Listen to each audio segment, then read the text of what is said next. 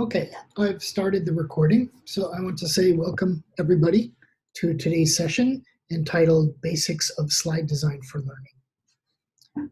This is mostly a free webinar for those teachers interested in improving your teaching skills here and there. Since COVID came out, I know that there's a lot of teachers online who need to learn how to do things in an online way, so I decided to offer some webinars like this. And I'm assuming most of you are teachers, and I'm just going to take a couple of polls in just a second here as we move forward. One important thing in this session, and I will introduce myself in just a second, one important thing in this session is that we are going to make a slide. So get out your slide, your presentation software, because we're going to use that. And I do have a screen, I do have a slide showing different types of presentation software. So hopefully you have one of those. So let's jump in. I want to introduce myself first. Now note I'm sharing my screen as a participant like you, and I do this because I record the session. So when people watch the recording, they're seeing me as a participant. However, you cannot interact with the screen that I'm sharing. You need to use your own tab where you signed in, and I'm using this software called Nearpod. So Nearpod should have opened another browser tab for you. So if you want to see my face, that's great, but you really want to focus on the slides and the interactions that we're going to do. And I will help you to do that.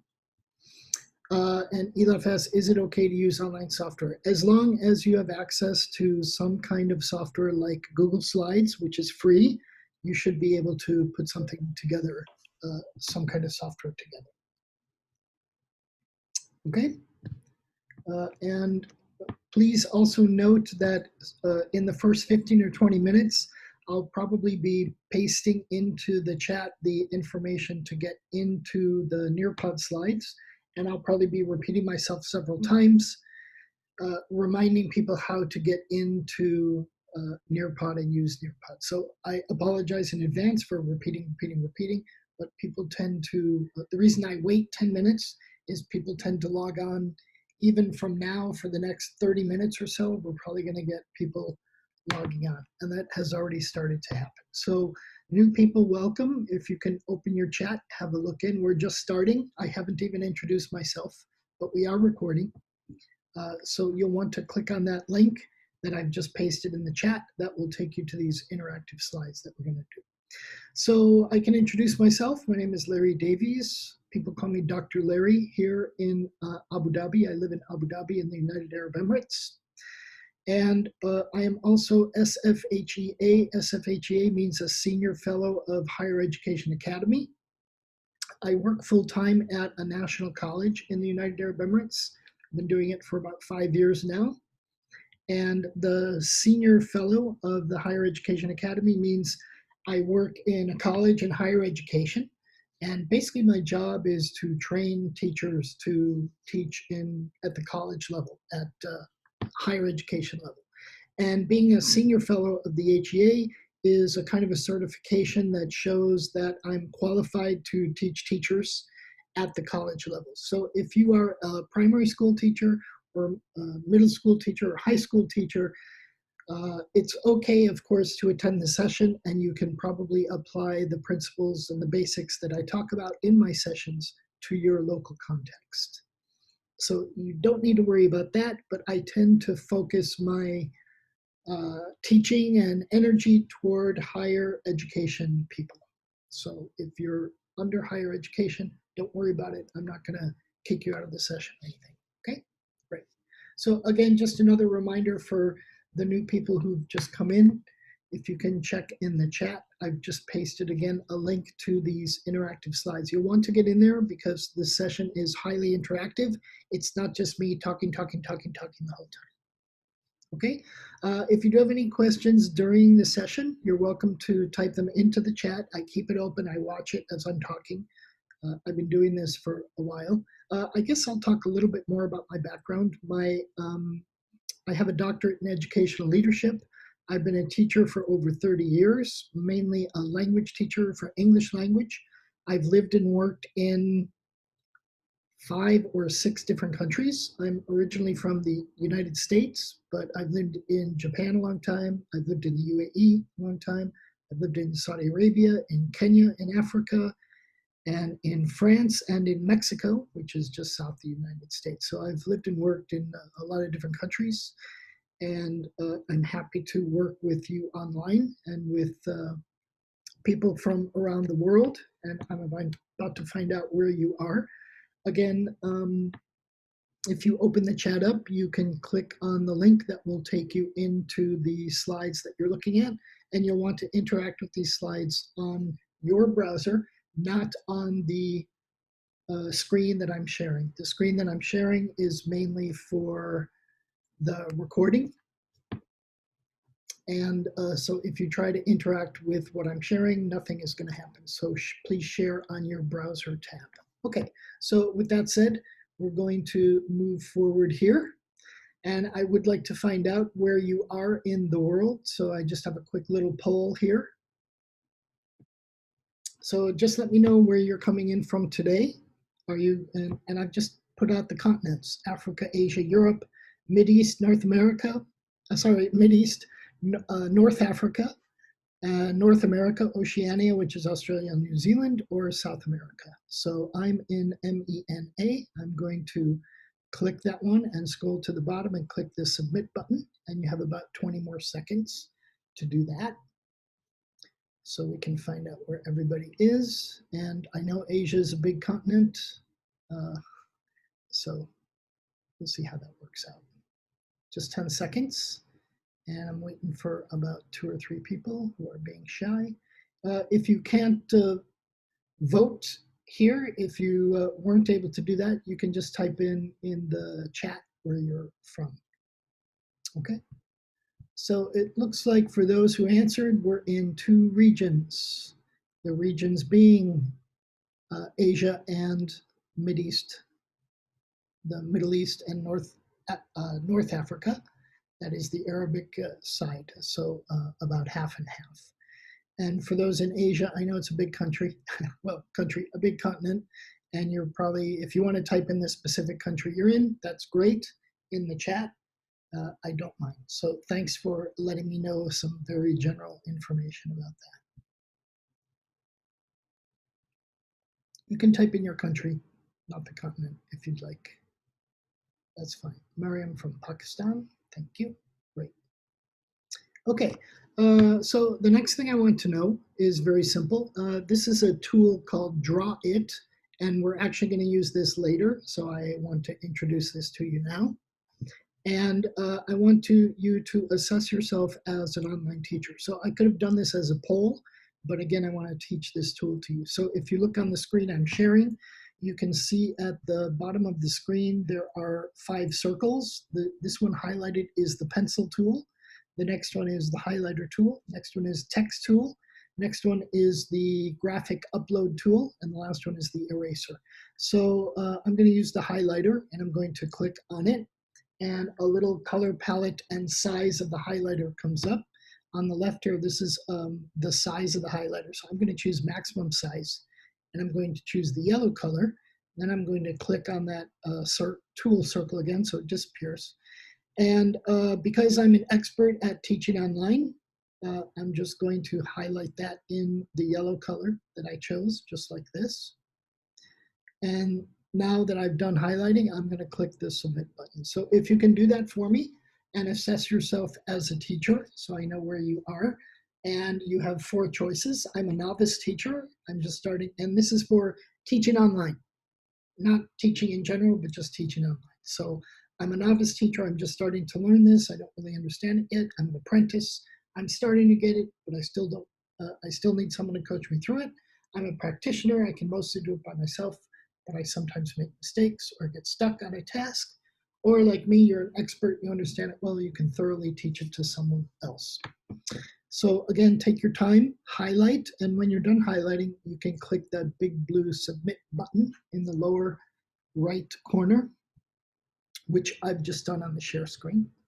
So now I'm just going to check who's doing what, and I can see Shalini is working. Elaf is already done. Teacher Joe is done. Really, Teacher Joe? Practitioner? Really? Okay.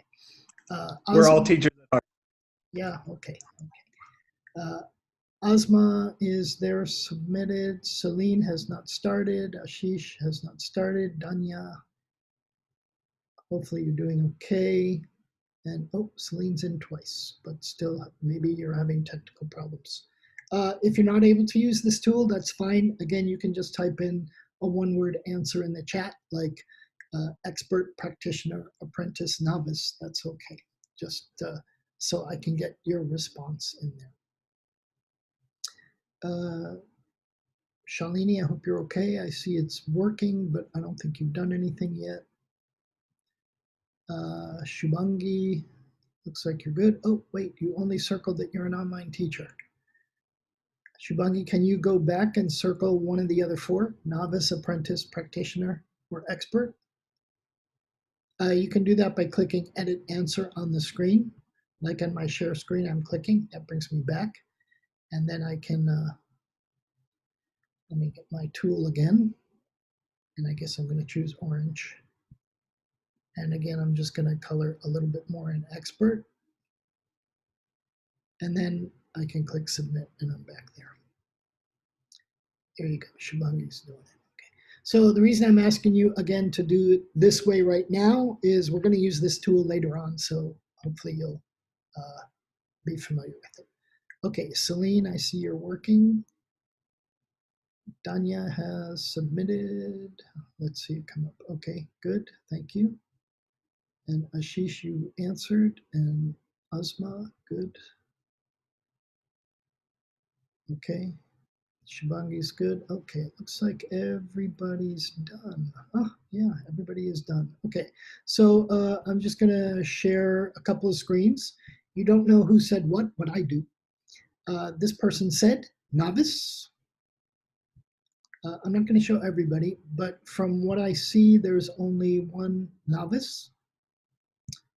This person said practitioner, and it looks like 3 or 4 of you put that.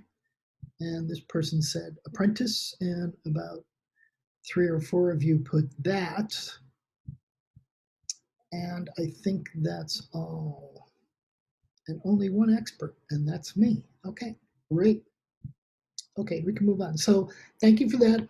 And again, we're going to use this tool later, so it should be pretty easy now. You know how to highlight, and drawing with the pencil is the same thing. So I'm going to use this tool later. So thank you for that. And I'm glad you're all here and you're learning and improving your skills to become an online teacher. Oh, here's Draw It Again. As you can see, these are 3 types of slide design software. So if you can just highlight the one that you are going to be using today.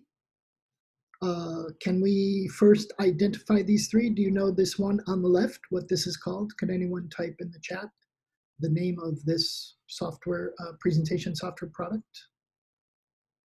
Or you can say it. You can turn your own mics on. Thank you. Oh, Elaf to the public. Okay, Shubhangi's got it. This is PowerPoint. How about the one in the middle? Google Slides. Thank you. Oh, Teacher Joey, you changed your name. Okay, and the one on the right.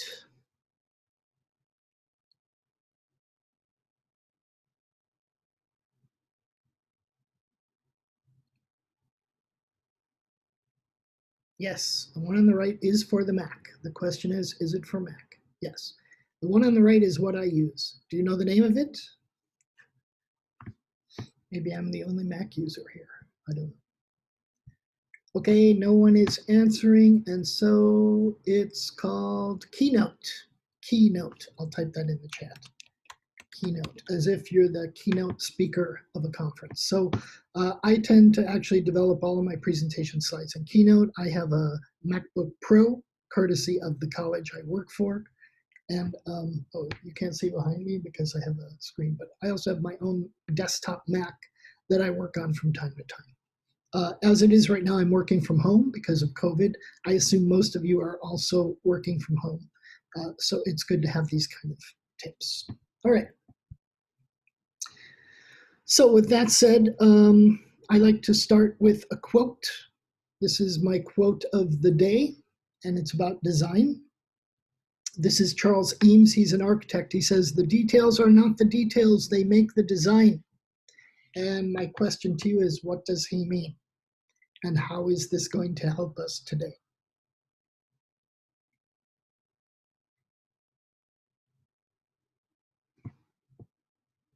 So again, I'm hoping you will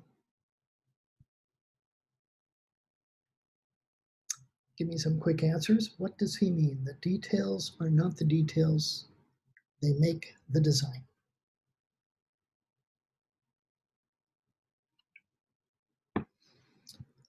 Okay, the portions of the lesson guide us to plan the lesson. Shout it out.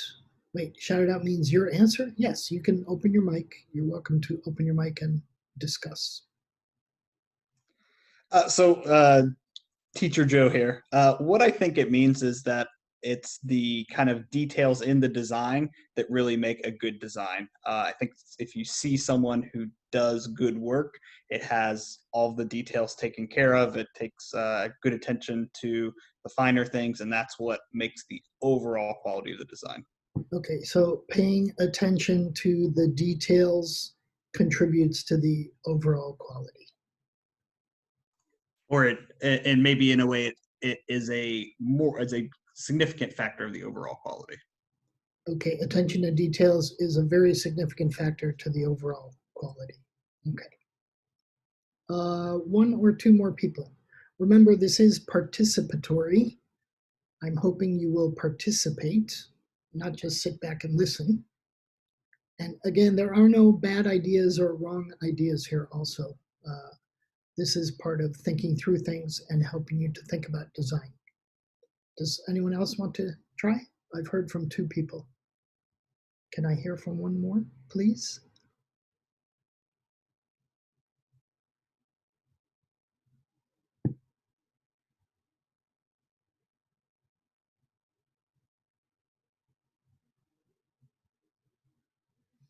I think you're thinking, oh, if I say something, it's going to be the wrong answer. But I promise you, no answer is wrong.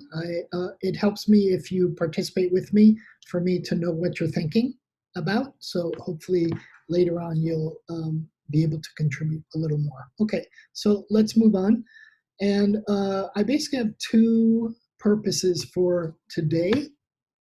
The first is to help you to, after you're done with my session, you should be able to describe two mistakes that people make in designing slides. And you're going to create a remedy for one slide, and I'll give you some tips and tricks about that. And of course, you're going to hopefully demonstrate you are proficient in understanding these concepts of slide design by showing me a redesigned slide that looks good. Or yes, and this could be a slide you've already designed and you might think about redoing it for this one. But I also have a sample slide that if you can't think of anything on your own, you can just redesign the slide that I'm going to show you shortly. Okay, so we have only two things. So we have a good opportunity here when you're designing presentation slides. The idea is when you're online and you're teaching a topic, you want to have slides that are motivating and challenging your students to participate more actively in class. And hopefully many of you will participate a little more actively today. So because we have this opportunity to design this, this is a good thing. And I'm hoping through the two experiences I'm about to show you that you'll get a better understanding of where to go in terms of good slide design. Oh, whoops, okay. So what I'm going to do, whoops, sorry, I'm jumping around. So here's what we're gonna do. I have two presentation experiences for you. And if you can somewhere, obviously not in the browser you're looking at. Maybe you want to open something like Microsoft Word or a notepad or something where you can take just a couple of quick notes. And so make these notes as you experience listening along with the presentation slide that I'm about to show you. And most importantly, I want you to answer the question, what do you notice about your interest and your motivation to listen to me, the speaker, as I go through the slide? Okay, so, and we're going to do this 2 times. And so this is the first time, so I call this presentation experience number 1. So watch me as I present with the slide, make some notes as I present with the slide, because I'm going to ask you about this. And especially I'm going to ask you about how interesting my presentation was and how motivated you felt to listen to what I was saying. Okay, so if you're ready to go, please type ready into the chat so that I know you're ready to listen and take some notes.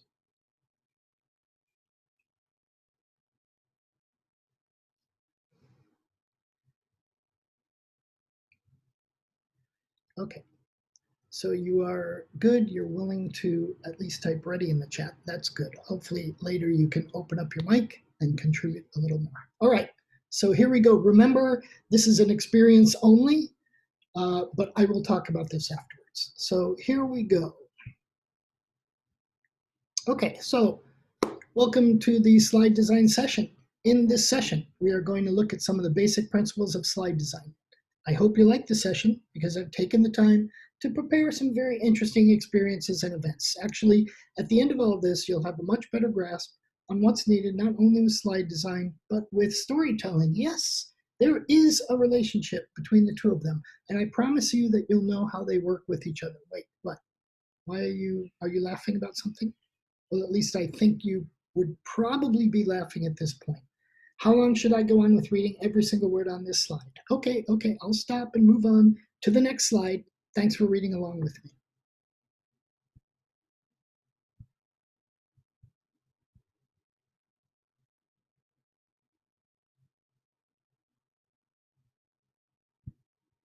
Hang on.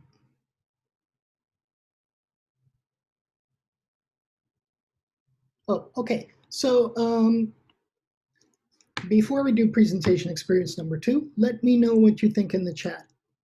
What did you think about that experience? What did you notice about your interest and your motivation to listen? If you can give me a couple sentences here and there, that would be good. And I noticed that a couple more people have joined, so I'm just popping in the link here, and then I'm going to start reading your responses. Shalini says, I preferred reading than listening. And Joseph said there's no need to listen, meaning you preferred reading to listening. Okay, that's 2 people. How about the rest?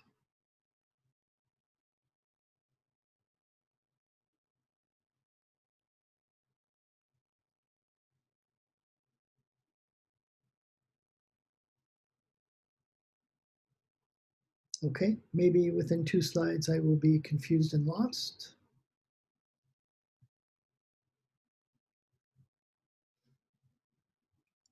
Okay, reading it made it easy.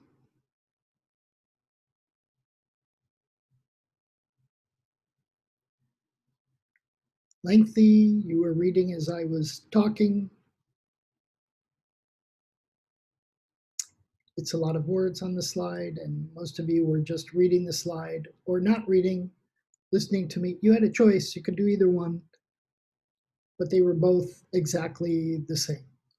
Lots of words on the slide, me reading the words, right? Okay, so what I want to say is I've been to many presentations and I've seen many presenters doing exactly this. They put up a slide and they read every single word that's on the slide. Like it's if you know what a teleprompter is, I like to call this the teleprompter. And I just want to say that remember that the details are not the details, they make the design. And in this case, if you're going to just read words off of the slide, you're wasting time putting the words on the slide. And you're wasting your viewer's time looking up at the slide, trying to wonder what you're doing. Sometimes you're reading it, it doesn't look very nice because it's only words, and you're either reading it or you're listening to me, but no matter what choice you make, you're getting the same bits of information, but you're not really getting anything else. So the first thing I want to say to you is avoid doing this. Don't make slides like this, because again, you're designing slides to support your students' learning.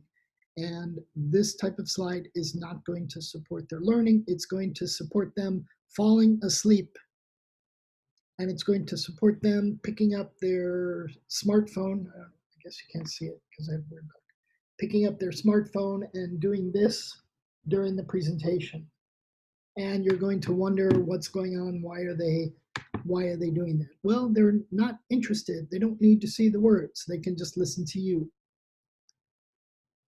Okay, so let's do presentation experience number 2. And again, make notes as you experience listening along. And again, what do you notice about your interest and your motivation to listen to me as the speaker?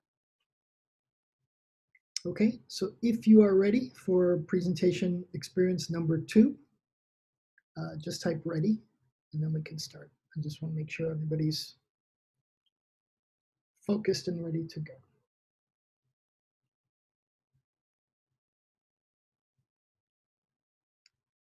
That's 5, 6, only 6, and we have 11 people. And the other 5 already have lost 5.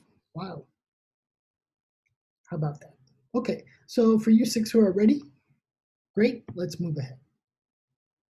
Oh, now we have a couple more coming in a little late. All right, here we go. So I've also experienced this type of presentation where I've come in and then suddenly I see a presenter talking and he's talking a lot. And maybe he's talking about what he sees on the slide, and maybe he isn't. And I have to make a decision. Am I going to listen to this guy who's talking, or am I going to see what's on the slide?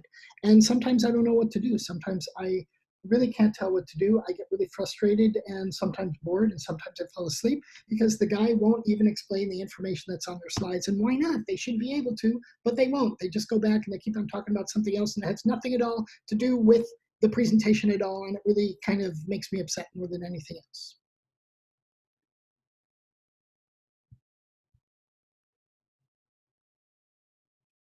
Okay, so that's the end of presentation experience number 2. What do you think? What did you notice about your interest and your motivation to listen? And again, you can type in the chat.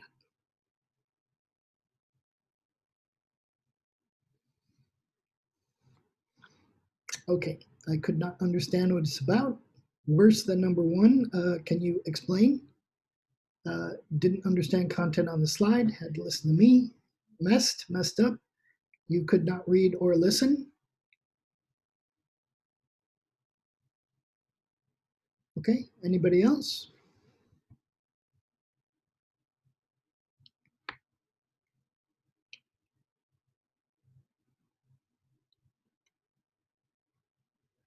Okay, saying with number 1, it was clear, a little too clear, and number 2, it was confusing. And Danya says, could not understand the content. Okay. So again, I have also been to a lot of presentations where somebody puts up a slide and sometimes it has a lot of text or sometimes it has a graph or a chart. And so I'm looking up at the slide over there and my ears are ready to listen to the person talking while I'm looking at the slide. But then they're talking about something that has nothing at all to do with what's up on the slide. And in my brain, I'm wondering what's happening here? What is this person doing? Why is their talking not matching what's up at the slide? because if they're putting up the slide, I expect, especially if it's some kind of information like research or pie charts or graphs or a picture or something, I expect the speaker that I'm listening to while I'm looking up there to say something that matches what's up there. But it usually it doesn't. And I've experienced this several times. And again, that's a very frustrating experience. My interest to listen goes down to almost nothing, and my motivation to listen goes down to almost nothing. The first slide, at the very least, even though I was the teleprompter reading every word, okay, at least I could read every word and hear what they were saying. But my feeling for number one would be, well, this is kind of useless. I don't need a slide. I just need to hear you talking about something. And for number two, well, I don't need a slide because you're not talking about that slide. You're talking about something else. So these are two major problems in presentations: misusing slides and not designing slides for learning and not paying attention to the details, because the details are the design. And here we're talking about being a teacher and using slides online with your students. So you want to design your slides that match what you're talking about.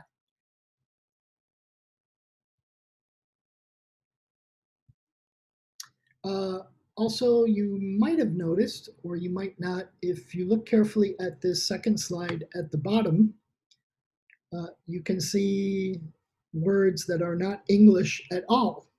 I snuck in a little bit of Latin down there, which is a dead language that nobody speaks unless you are, well, I don't know, unless you are a language person who likes to learn dead languages.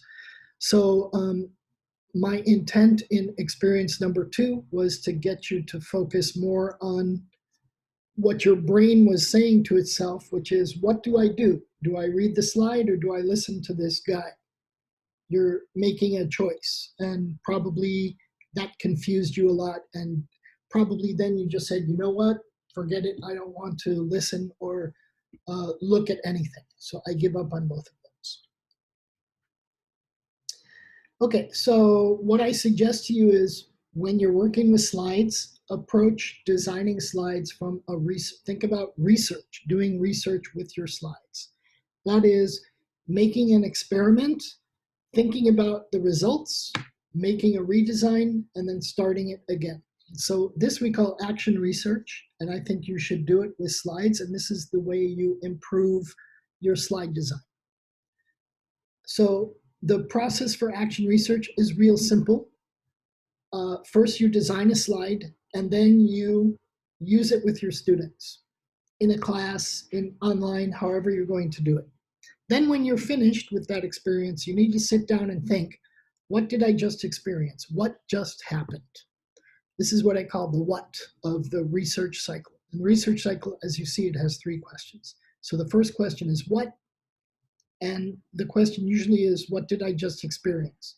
After you think about what you experienced with your slide, then you think to yourself, so what? What's important about that? What are the implications of that experience on what I want to achieve? And in this case, what you want to achieve is better slide design so that your students learn more through the slides you designed for them. And then after you've thought about what you've done and why it's important, then you go into the now what, which is what are the next steps? What will I do next based on the implications? And in this case, you're going to redesign your slide and try it again and have that experience over again. And this just goes in a circle and a circle and a circle. And if you use your slides and you think about how well your students learn, you're going to redesign your slides and redesign and look at the details and look at the details more, because the details make the design. So I highly suggest that you probably won't get it right the first time, but after the first time, as you start to redesign and redesign, you'll be okay with your slide design. Okay, now we're going to get into the heart of things, because in my opinion, the most important detail you need to think about is that as a teacher, you're basically telling your story. And in this case, your story means whatever content you're teaching, whether you're a math teacher or a science teacher or a language teacher, whatever your lesson is, think of it as a story. And if it's a story, you want people to focus on you, the speaker, as you speak, and you want them to have something to look at that's really simple and frames what you're doing.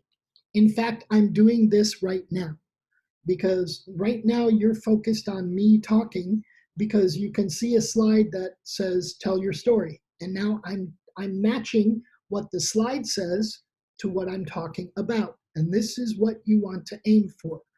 So think of anything you're teaching as a story that you're telling, and your slide is like the illustrations of a storybook that support the story that you're telling. I think that's pretty simple. I hope you find that simple too.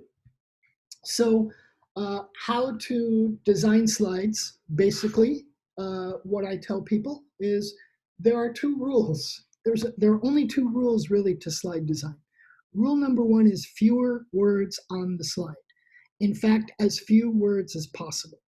What you saw in presentation experience number one and number two was a slide full of words and a slide full of words.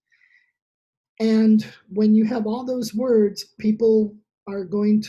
your students are going to lose interest right at the beginning. They're not going to care what you're talking about if they see all those slides. They're going to think, what is this guy doing?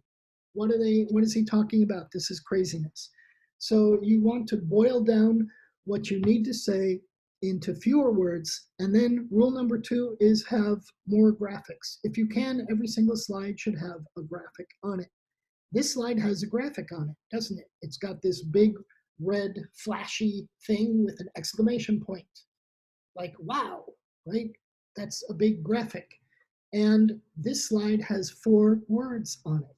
Let me go back to the last slide. This slide has a graphic, which is a speech bubble, and 3 words, tell your story, right? This slide has a few more words, but it still has words that match different parts. And the most important words on this slide are what, so what, and now what. And if you can keep what, so what, now what in your mind as a way to do research on improving your slide design, you'll be okay. So always try to keep things as simple as possible. Fewer words, more graphics. 2 simple rules. Now, there's one other thing, one other concept that you need to know as a teacher and as a designer of slides. And this is the idea of cognitive load.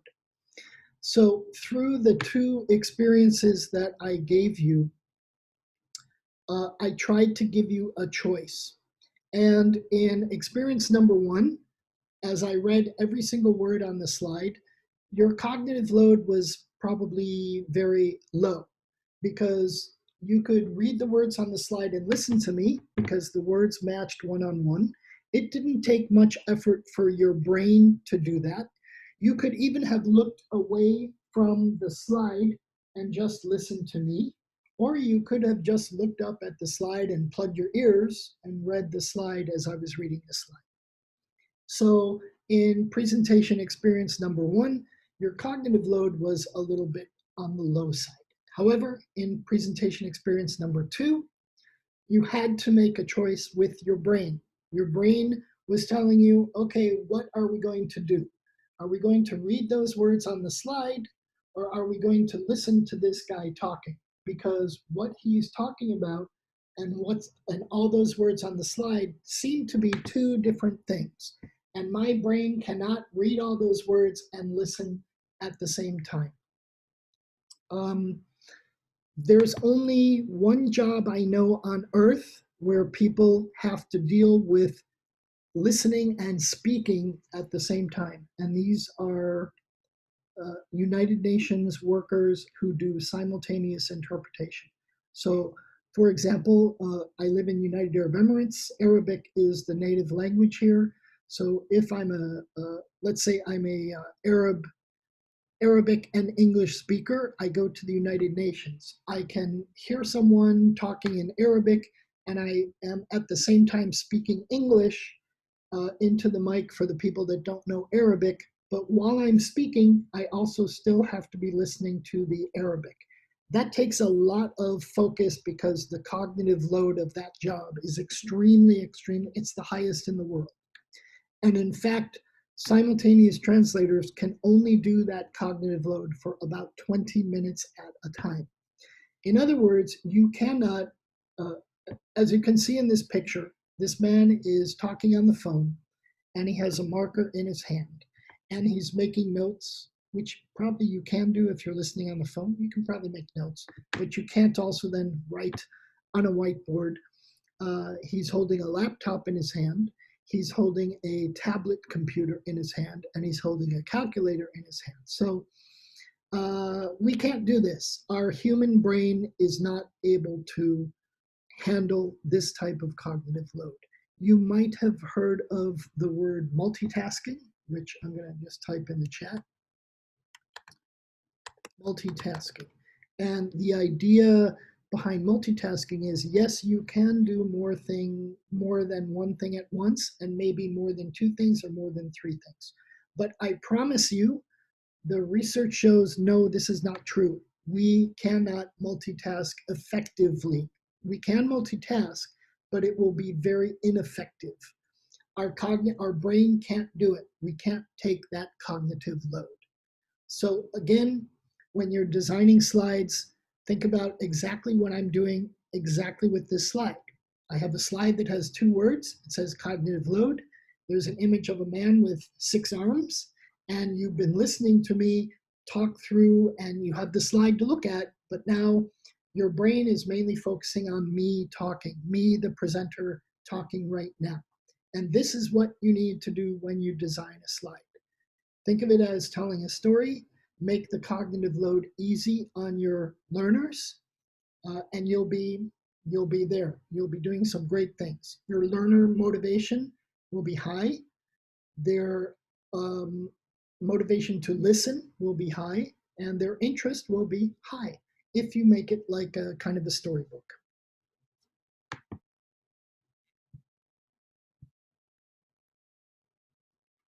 Okay, so I have a movie, and I hope it's going to pop up here on the next slide. It is, okay. So I have this video that I want you to watch. And I really like this video because the woman in the video describes how she takes an old PowerPoint slide that she used to use with her students. And again, these are college level students. And the topic she's talking about is a college level topic. And actually, it's about cognitive development in children. So it's about learning. It's a video about learning. And she explains how she changed her design and why she changed her design. So while you watch the movie, again, make some notes and listen to what she says about her slide design decisions and why she did her slide redesign the way she did it. Okay, and after we watch this film, and I will play the film for you, even though you'll be able to watch, if you want, you can watch it on your own, but I will play it for you because I'm not going to play the whole thing. And for those of you who have PowerPoint, I'm going to stop at about 6 minutes. So it's about a 6-minute long video. And from minute 6 to minute 8, she gives you some technical explanation on how to use PowerPoint to achieve what she's going to show you on her slide redesign. Okay, so my question is, before I start the video, what are you going to be doing while you watch the video?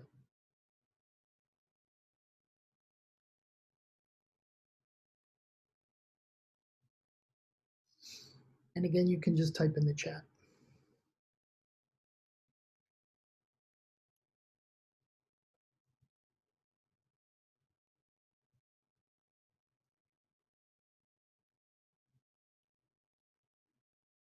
Okay, take notes on her design and why she did so, and understand why they changed their slides and make notes. Okay.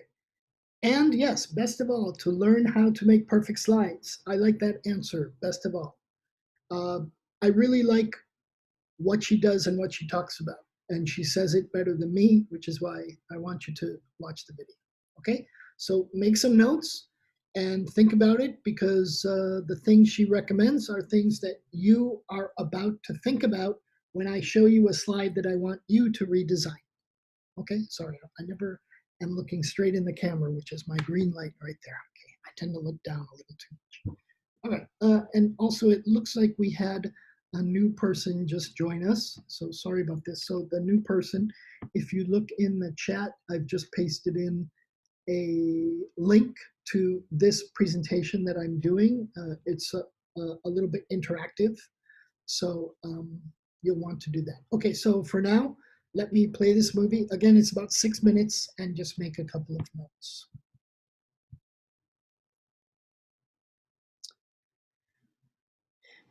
Okay, here we go.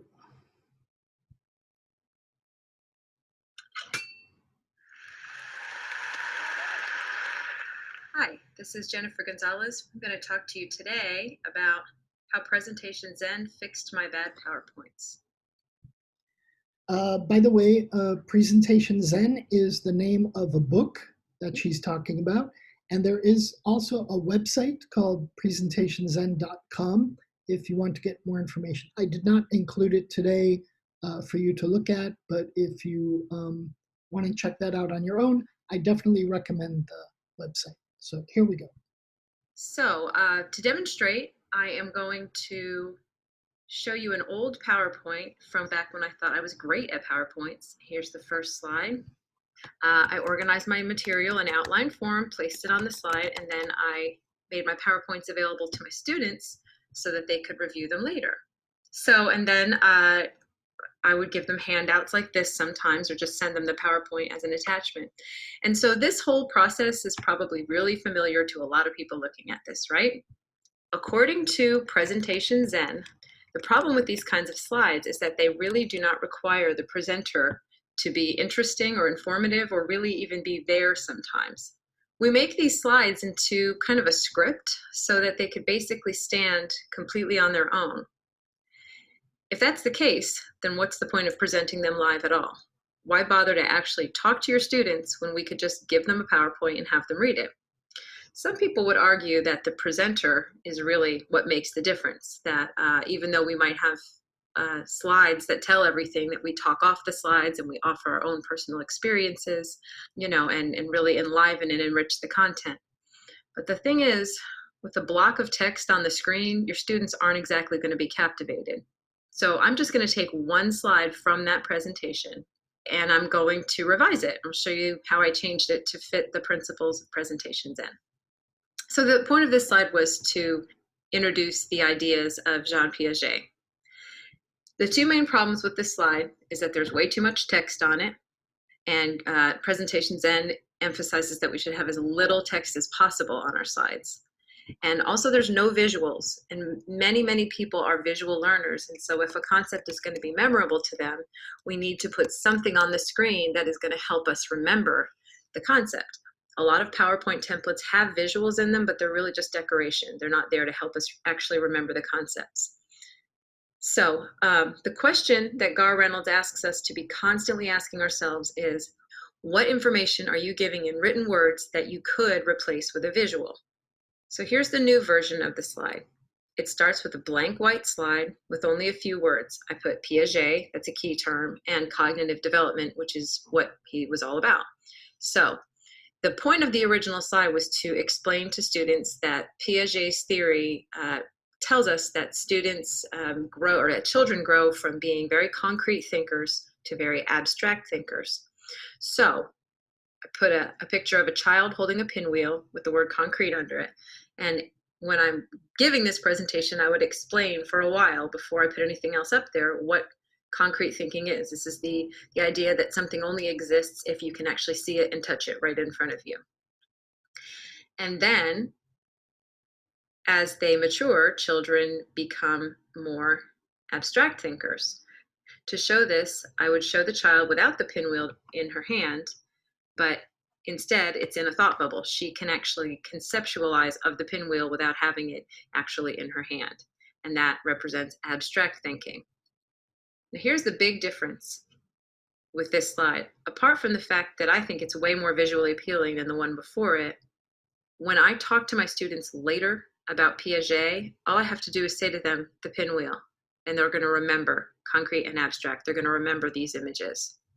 Also notice, again, the building. I could have had everything just plunked down at once, but Reynolds really advises us to build our slides a little at a time with animation, and I'm going to show you how to do that. So if you introduce elements as you talk about them, it can have greater impact. Okay, so here's the old slide. Now, you've probably already thought about this, that there's a bunch of stuff that was on the slide that is not there now. Two things about that. Number one, that's the stuff that you're going to talk about in your lecture or in your presentation. You put the main ideas up on visuals, and then you talk to your students or your audience. You don't just read it off the slide. Now, there's always going to be the concern that you're going to forget something or maybe not represent it in the way that the students are going to remember. They won't have a takeaway to be able to remember all the information. That is where the almighty handout comes into play. You create these visually appealing slides with minimal text, and then you provide your audience with a handout that has as much detail on it as you want. And the point of your presentation was to get them interested and motivated to read this handout. One last slide I'll show you is the cover. This title page came from the template. The cover came from the template, and it was fine. I thought it was nice and clean, but now that I've read presentations in, I won't see it the same way again. So I'm going to go ahead and show you the revision of that. So starting with a nice, clean, blank screen, I inserted a piece of free clip art that I got online, and I chose marbles because the topic of the lecture is differentiation and meeting individual students' needs, and marbles are all different, so that kind of sets that theme already.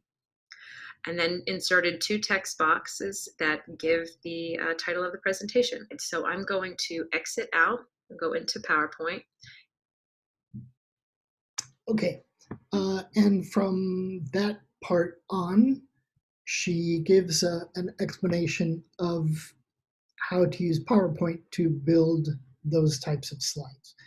So you might want to keep this open on your desktop. If you clicked it, it may be opened in a new browser tab. And when you're making your slide, if you want to try a build-up slide, as she talks about, go ahead and take 3 minutes to watch the rest of that. And again, this is if you have PowerPoint. Excuse me.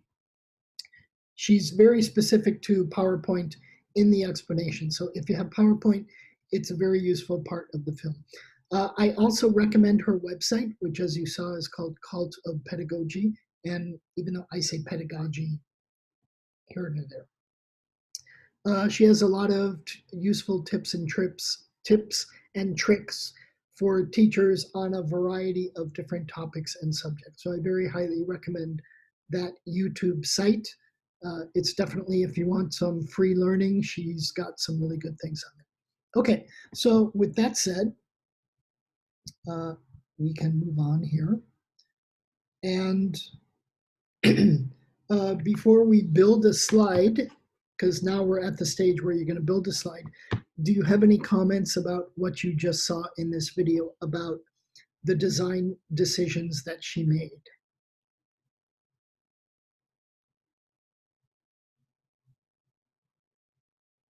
And again, if you can type in the chat something simple that you learned from this short video, and again, especially about the design decisions. Okay, so this should be familiar now, more visuals and less text. I said it, she said it. Alaf says, no, you didn't learn anything. Okay, animated build slides are good. They take a little more time, but it sometimes can be worth it. Always follow up with handouts for details, and if you can, transfer words to pictures. I did this session with my faculty, and one faculty member summarized this really well, which I really liked. He said, think about the slide as the headlines of the news that you're delivering to your students. I say it's like storytelling, but I did like his idea of it's the headlines, and then when you give them the handouts, that's what they're going to dive down and dig down to. So you've given them the headlines, that's great. Now they want to delve down, and you want to help them to do that with any kind of handout that you're going to give them. Don't put all those words up on the slide. Fewer words, more graphics. Less text, more visuals. However you want to call it, that's good. Okay. Great. So we're going to build a slide now. So here's what I suggest you do. If you are a teacher, and everybody is here, you're teaching online, and everybody is to some extent, I'm assuming that you already use slides with your students. I'm assuming. If you don't, then I guess you're going to start learning today. But if you do have slides that you're already using, they probably have lots of words on them and lots of bullet points, just as you saw in hers, and lots of information on a slide. And you're going to boil all that down to as few words as possible, and you're going to find a nice big graphic and put it on there. Just like this slide you see. On this slide, you see 3 words, build a slide, and you see a hammer and a wrench or spanner, whatever you want to call them, as tools that are going to help you to build. So again, I have a simple graphic and I have 3 words on this slide. And now again, you're listening to me as I give you, as I explain what I want you to be able to do. This is exactly what I'm talking about. I'm not just talking about it, but I'm doing it in practice. And I want you to see if you can do the same thing too, okay? So if you don't, but before we start that, let me go to the next slide here. So I've designed this slide, and this is a slide about cats. Isn't it a beautiful slide? Isn't the design really nice? Isn't it attractive? So I've put this up as, again, a draw it, and I'd like you to look carefully and maybe circle or highlight what changes you think you would want to make to improve this slide. So if you can, again, with the draw it tool, use either the pencil or the highlighter or the text, and just circle what you think might needs to be improved. And you might even put in the text tool, you might write a change that you want to do. So I want to give you about 3 to 5 minutes to look at this slide carefully and highlight what changes you think need to be made.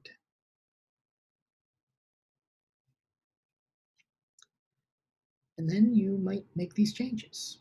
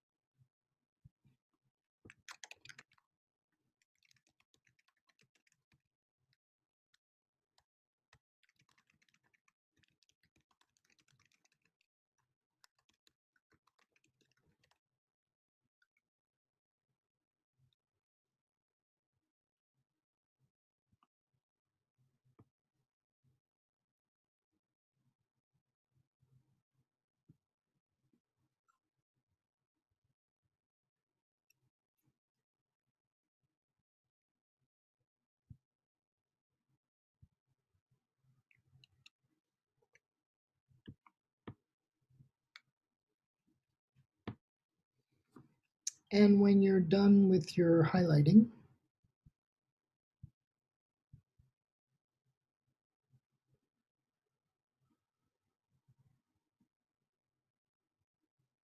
I guess I can't delete that. Okay. And don't forget, when you're done with your highlighting, click Submit. And again, you can use the pencil tool here, or the highlight tool, or the text tool. If you want to use the text tool, use the text tool to tell me the type of change you want to make.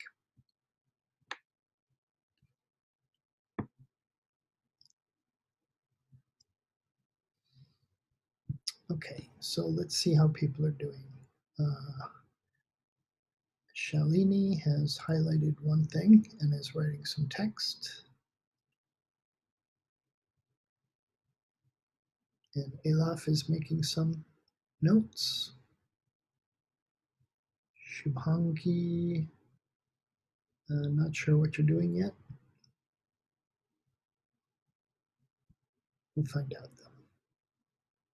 Oh, yes, I see what you're doing. Very good, nice.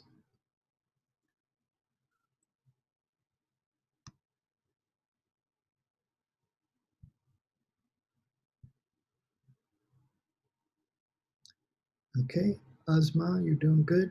You've circled some things, you've made a few notes.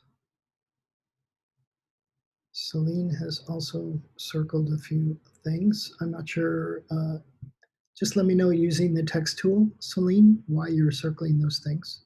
You can use the text tool on your slide there. Okay, Ashish, welcome back. Good to see you again. All right, you've noted one thing so far. Can you see anything else you want to change? All right, Danya has done a little bit of circling. You don't have to change everything yet. Basically, you're just showing me some things you want to change right now. I'm about to give you some time to work on this and make these changes. Okay. Shibangi, I think you just cleared everything off. Yeah. And then me. Okay, it looks like Shalini is ready and Elaf has submitted. And Teacher Joe had to go. It's late for him. Asma is ready. Celine, if you can finish up and submit. And Ashish, if you can finish up and submit. And Danya, if you can finish up and submit. Okay. And the rest are not participating. Well, there's a couple of them participating, but that's okay. And for people that just got in, and if you want to participate, just open your chat and click on that link, sign in your name, click join, and you'll be brought right to this page and you can start to do some drawing too. I want to give just 2 more minutes, and then I'm going to start to share what some of you have done here. So 2 more minutes.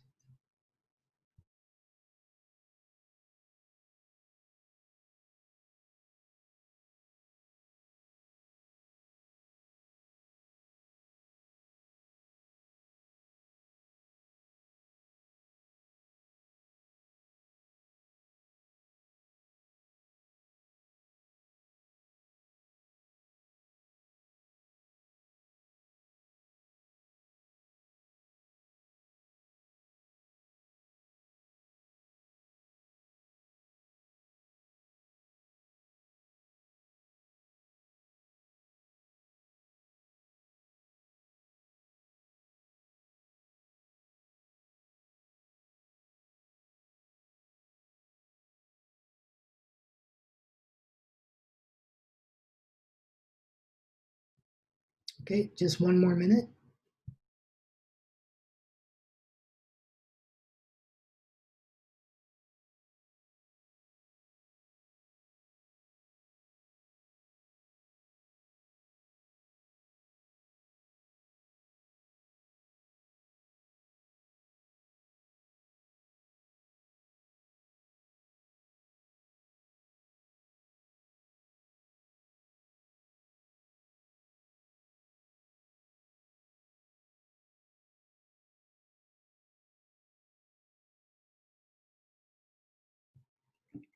Okay, so now I'm going to share what some of you submitted, and let's take a look at what some people saw.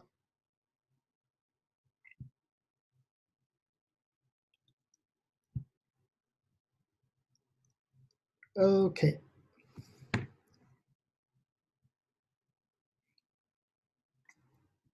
Just waiting for my screen to change. There we go.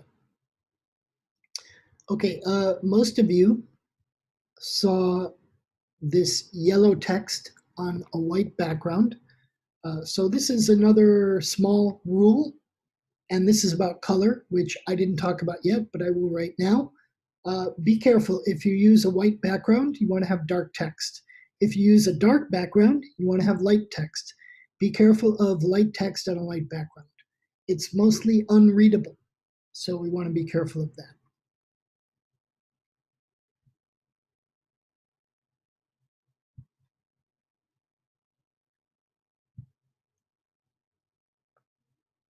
Okay, this person circled a lot of things.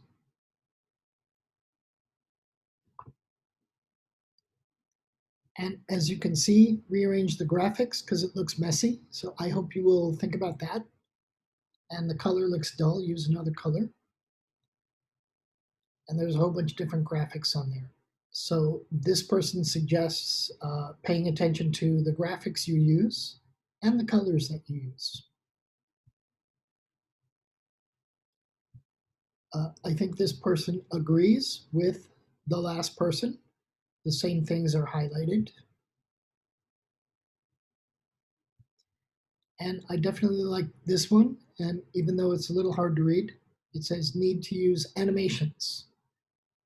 Think about that. Today, you don't really have to use an animation if you don't want. If you're ambitious, you can do that if you'd like. That's fine. And let me share this one because I can't read completely. Too many bullets, maybe. Another thing I'll say is a good rule of good slide design is for every single idea you have, use one slide for the idea. Avoid bullet points if you can.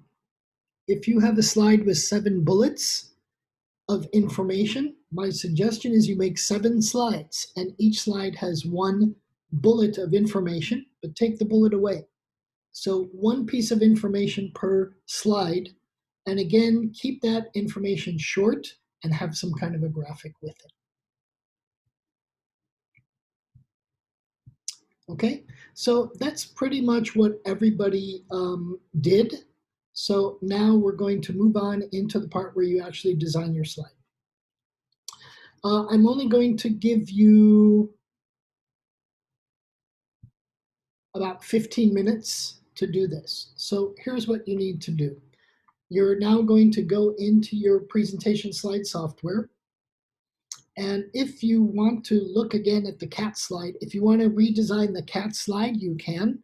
And if you see my screen that I'm sharing, I've posted the slide here. And if you click on this, it will expand and you can see the slide and make your changes in your slide design software program, PowerPoint, Google Slides, Keynote, or anything else you might use.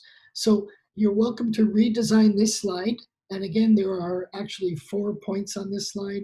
There's 4 pieces of information, but I would only choose one of the 4 and keep it simple and have a decent graphic. And I would even say 1 graphic is enough. Okay. Or if you don't want to do the cat's design, find a slide that you already use, that you're using with your students. Maybe it's a slide with a lot of words, but, oh, sorry, I should turn on my video. Sorry about that. Maybe it's a slide with a lot of words on it, and you want to boil that down to as few words as possible and have a good graphic for it. Okay, so my time right now says 6:50 p.m. So it's 50 minutes after the hour. Obviously, you're probably, many of you are in a different time zone, that's fine. So I would like you to, and we're going to end at 30 minutes, well, 30 to 35 minutes the next hour.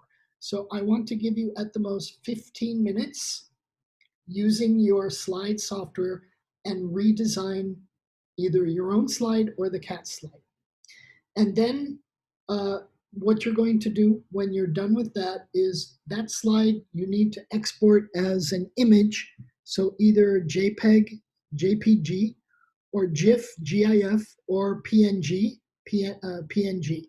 These 3 types of files, and again, I'm assuming you have some idea on working with graphics. If you don't, I can't really help you today. Or you can design it and take a screenshot. Most computers can take a screenshot. And you're going to upload that screenshot here in this area. And if you look at what I'm sharing, you'll click this blue button that is the sharing of graphics button. Okay, so if you click this button, then you'll want to find your image and drag it on here, or you can even click here and your computer is going to prompt asking where the image is that you want to upload. So then you have to find it and you have to upload that image. Okay, and then once you upload it, you'll click the save button here, and the save button will bring you back to, I'm just going to click cancel. The save button will bring you back here. You'll see your image here, and then this button will be highlighted post, and you can post it up. Okay, so for now, it's 52 after, so I want to give you until 10 minutes after the hour to upload one of your slides. So I'm going to turn off my video, I'm going to stop talking and turn off my mic, and I'm going to pause the recording because we don't need 20 minutes of empty space on the recording. If you have questions or problems, please type in the chat and I will chat back at you and help you to do what you need to do. Okay, so if you are ready to go, please type ready.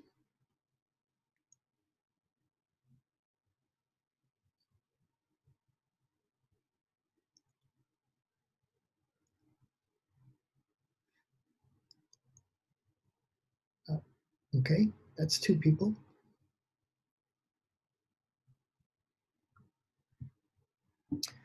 You don't need to download the slide, Elaf. You can just click in your browser tab. You can click on it, and you can find different graphics. It's okay. You don't have to use these graphics. Just use your own. You can Google and search images and find something on Google. Okay, thank you. All right, so I see at least maybe 4 people are ready. That's good enough. So have fun with this. Good luck. Remember, fewer words, more graphics. Or in this case, 1 graphic and as few words as possible on a slide, right? Have fun with this. There's no right way, there's no wrong way or right way to do this. So just play with it and see what you can. But think about everything we talked about today, okay? See you in about 17 minutes. 10 minutes after the next hour. Here we go.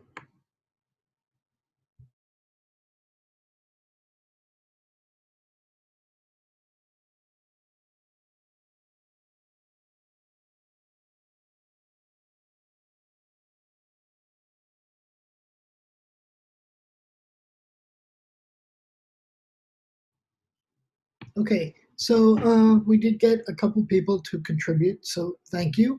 And I'll be watching to see if anyone else is gonna contribute.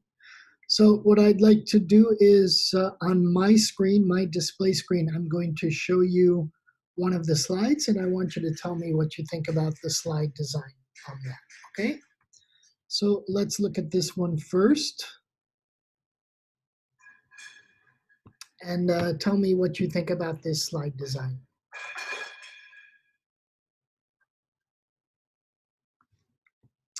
You can type in the chat, you can open your mic, let me know what you think.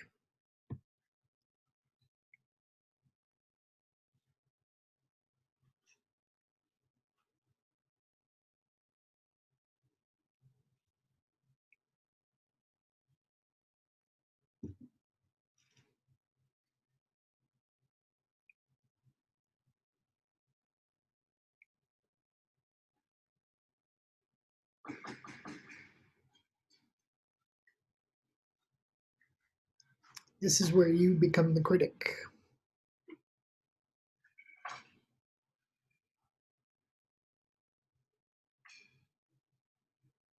Okay, well explained.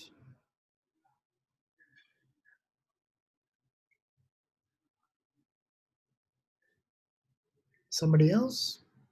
Again, you can just type 2 or 3 words in the chat, that's fine.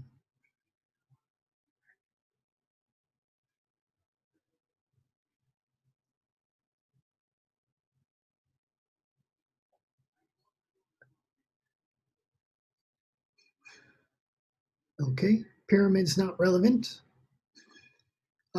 except to tell us that cats are from Egypt. So it's kind of a reminder that the pyramids are in Egypt, but that's fine. Okay, so my opinion for this one, you have a nice big image of the cat. That's good. And cats, where are they from? I think those words could be bigger, but I think it's a good start. And then you have a lot of information in that cloud. I might just have one piece of information in that cloud. But otherwise, I like this design because there's a lot of empty space and it will help us to focus on the story of the cats. So I think this is a very good start in slide redesign. So try it with your students and see maybe if, again, think of the cycle of what you do, and then so what when you work with your learners, and then now how you might want to redesign the slide. But I think this is a good start, and you'll be able to progress from there. I'm just going to do two more. So let's look at this one. This one, whoops. Okay, it's upside down, but I guess we can figure it out. What do you think about this one?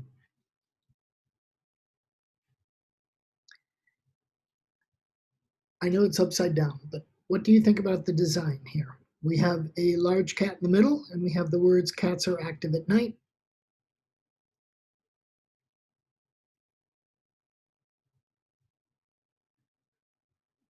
Does anyone have an opinion?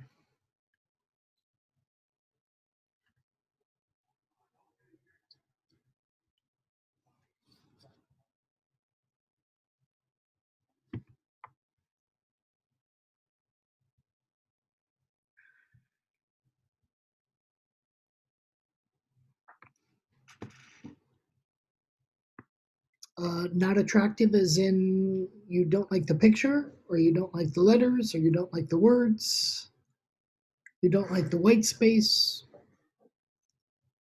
I think the main topic can be more focused. This is one fact about a cat. Active at night.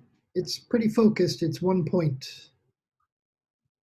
And again, I think the main idea is that when you're designing slides, one piece of information per slide is the way to go, and keep it at that. In fact, my opinion about this is I like this slide design a lot, except that it's upside down, of course, but that's not a problem.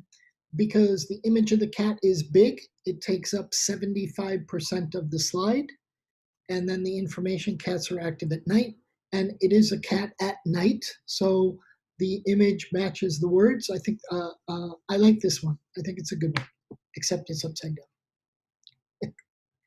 Okay, and all right, this one.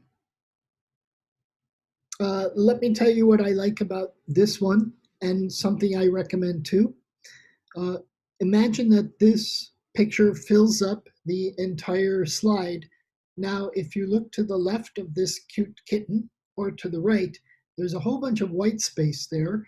You can actually put some words, black letters on top there on the white space. So this is a really nice image to find, because you can put any kind of words on either side.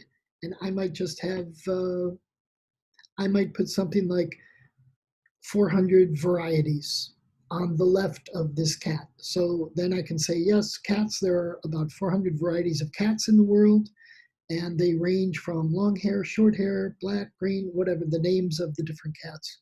But I think this is a really good base graphic that you can put on a slide. And you do want to look for graphics like this that have space around them, so that you can put the words on the space around them. It doesn't necessarily have to be white background, but if it's one solid color, then if it's a dark color, put on light text, and if it's a light color, put on dark text. So I think this one is a good starter one. And oh, looks like this one is also sideways. Okay. So this is exactly what I'm talking about here. This is a really good graphic, and I know it's sideways, But, oh, I see, you're probably taking pictures and uploading, right? All right, that's fine. So it's sideways and it has just one word cats on it. But as you can see, there's that dark space on the left side of this slide, which means you can put some text on there. So this, again, this is good because the image fills the screen. It's just like a story that you're going to tell. And you can have a few more words on this one and tell your story. So anytime you can find an image like this to put on a slide, this is going to be a good thing. Okay, and let me see. No, it looks like nobody else put anything else up, so that's fine. This person found a cute little, not a static slide, but a little drawing of one. Oh, somebody else has something to upload. Oh, you've got another one. Okay. Again, this one came in sideways.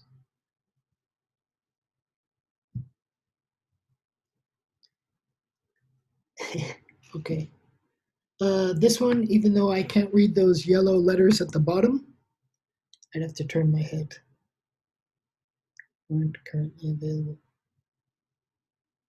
Oh, that's not a caption for the slide. Okay.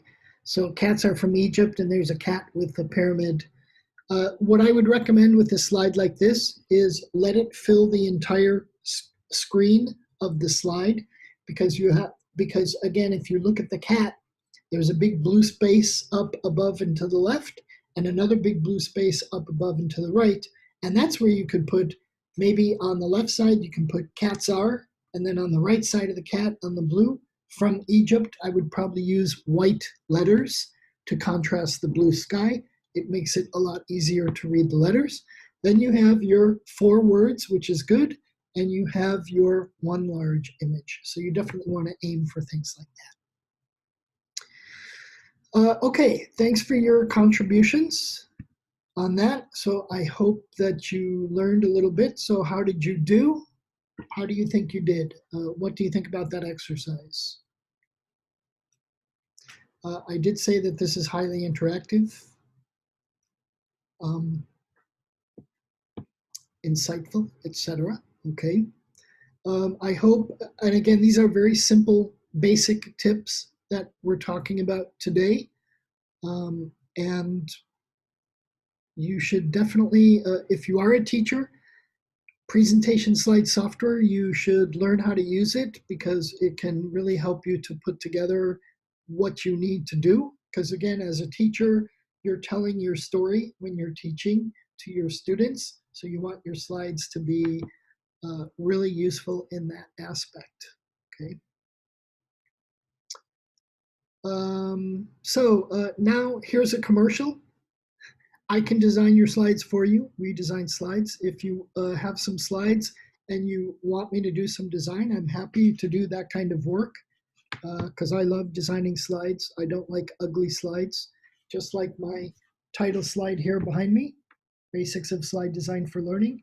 It's a very simple motif, right? I have this quotation mark, and then my words on the slide and my little logo down below. So I think that's good. I'm happy to talk to you about designing slides.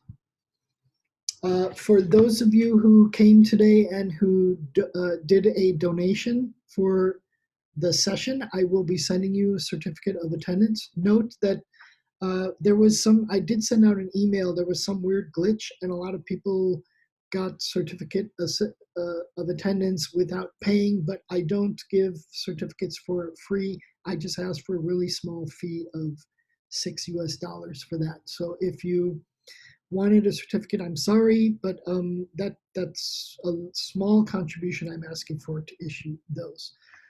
For your information, coming up on Saturday, the 27th of June, which is this coming Saturday, I have 2 more sessions coming up. The free, I do offer some free seats, but those are already sold out. And if you do want a certificate of attendance, you can sign up for the Basics of Online Teaching Observation at 10 o'clock. That's GMT +4. This is, my time zone is 4 hours ahead of London. And Basics of Teaching and Learning is a 2-part session, and part 1 is also on the 27th at 14:30, 2:30 my local time. And then I have 3 other sessions that are coming up.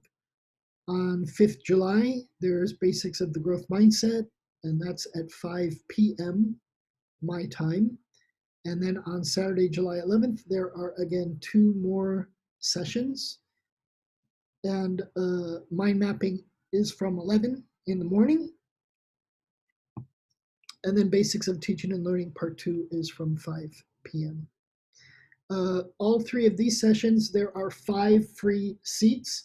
So you might want to go right now to the website, which I forgot to add that in, but I'll just put here, Eventbrite Teak Learning, if I can spell it, teaklearning.eventbrite.com. Okay, if you copy and paste that into your browser, you can sign up for any of these 3 sessions. The first 5 people get free. After that, I'll issue you a certificate, but it is a $6 US dollar charge. So I want to say thank you for attending today. And actually, I ended a little bit early, but that's good. I got under 2 hours. Yay. Thanks for attending, and I hope to see you again in future. But I am finished, so thanks for coming, and hopefully see you again in the future. Also, you can check out Teak Learning on Facebook and Teak Learning on Twitter. I'm on Facebook and Twitter too. Okay, thank you. Oh, almost forgot. I might upload this recording on YouTube so you can share it with your colleagues. Please also do invite your colleagues to these sessions in future. I do give big discounts if you come in as a group. So instead of paying $6 for a certificate, if there's 10 of you, you would pay $3 each for 10. If there's 5 of you, you pay, how much do you pay each? About $3.50 for 5 people. So you get 40% or 50% discount off of the basic donation of $6 for the certificate of attendance. And I will send that directly to your email. Okay, thanks again and see you. Bye-bye.